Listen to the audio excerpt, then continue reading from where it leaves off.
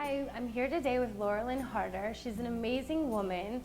I actually met her in Seal Beach a couple of years ago, and we started a dialogue, and she really stuck with me, and I signed up for her mailing list.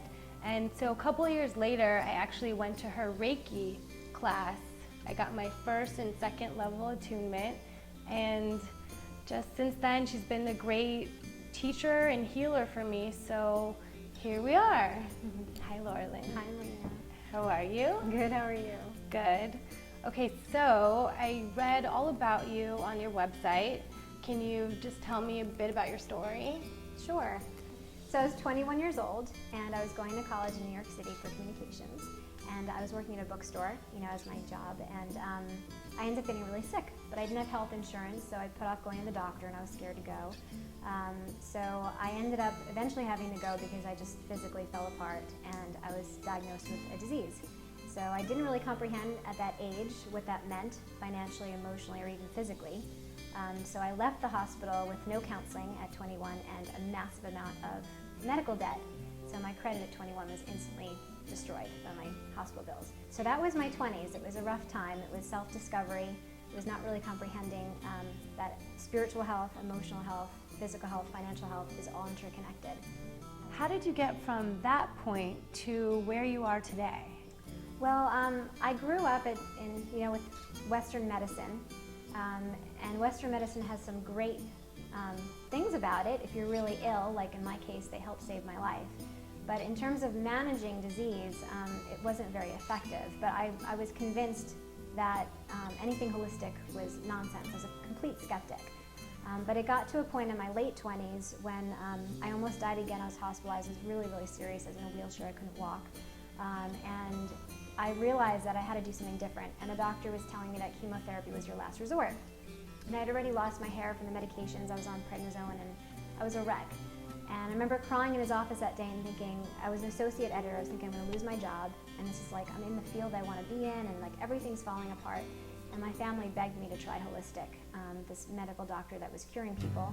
And I decided that I was going to do it. And I was very humbled, very, very humbled, because within a month I was cured. So what gave you the courage to try a new approach for healing? Yeah, I think I was ignoring my intuition that was basically telling me, you're going to have to do some hard work to get cured, and I wasn't ready to go there. So I wasn't ready to give up my Diet Coke or quit smoking. I just wasn't ready. But then it got to the point where my body was like, okay, you're not going to be able to live, let alone live your dream, if you don't actually put work into healing yourself. So once I started listening to my intuition and accepting that I would have to have a major change in my diet and the way I thought, because I was a pretty negative thinker, quit smoking, all that stuff, quit sugar, that's when my intuition actually really grew. So I was already intuitive, but I think in my 20s I was really not trusting it and just was insecure like so many other women, and just going through the motions and trying to get advice from outside sources all the time. And my biggest lesson was listening to my body and letting my body show me the truth. And the truth was that natural stuff for me in particular was the way, and it healed me, and that's all I needed. What did you do exactly to get off of the medication? It was an intense detox, intense, and I quit everything at once. And I had to use affirmations because I thought I was dying. So I was like, I'm willing to release the power within me that is making me want to crave cigarettes and sugar. And I was like a junkie. I would go through hot, cold shakes, the whole thing. It was very intense. It was not an easy process. And I would just get up and I would practice my asanas every day, my yoga. I started my meditation practice, really intently. I started journaling. I started really connecting to my intuition in a huge way. And my whole life was just about preparing food, studying nutrition, medical books.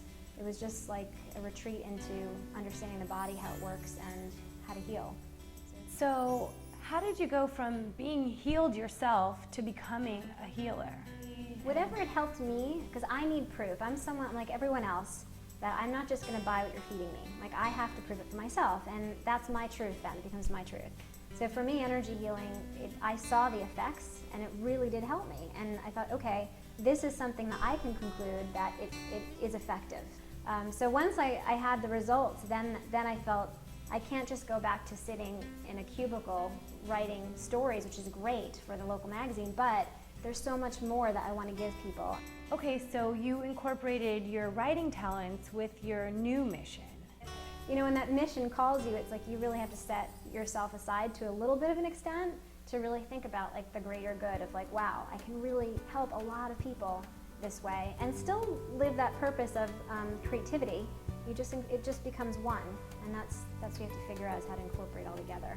Lauralyn, thank you so much. That was so amazing and interesting. I love all of your input, and thank you. Thank you, Marina, for having me. Okay, so we'll definitely keep in contact, and we'll have more from Lauralyn in the future.